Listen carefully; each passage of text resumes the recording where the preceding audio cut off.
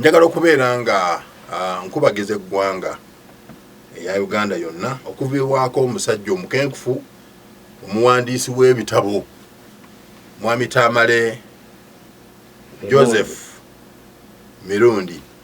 Omusajja oyo musajja profession y'abadde ajagala ate yakyalenjinga abantu bangi abasomye nga tebawandiika. Muno obeerawo ng'olina PhD olina doctorate naye nga tolina budde busobola kutuula kuwandiika. Naye omugenzi Tamale Mirundi abadde atuula bw'ati n'alowooza ensonga mu ssaawa emu n'adda ku mmeeza n'akwata olupapula.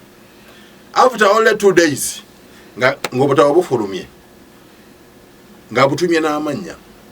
Tamale Mirundi tabaddeemu bukuusa gw'ayagala amuga nti nkwagala, gw'atayagala amuga nti gwe sikwagala.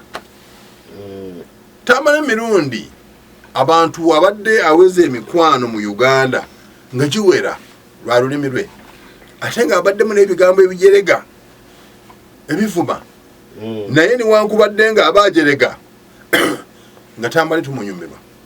Alungamiza abantu bangi mu politics, n'alungamya abantu bangi mu byamawulire.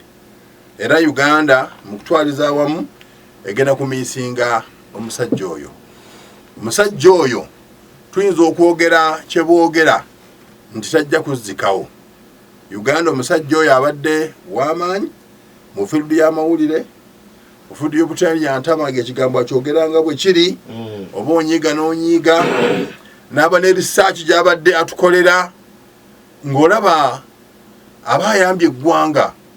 Bw'oba ogeze mu ddwaliro bw'oyise bw'oti, bw'otajja kweyisa bw'oti. Era ensonga y'okutunda ebiyungo by'abantu, ebibumba n'ensigo n'obutaago, Tamale Mirundi ekyo yatwogerera ffenna kati n'atuteeka mu mbeera ey'okuzuukuka.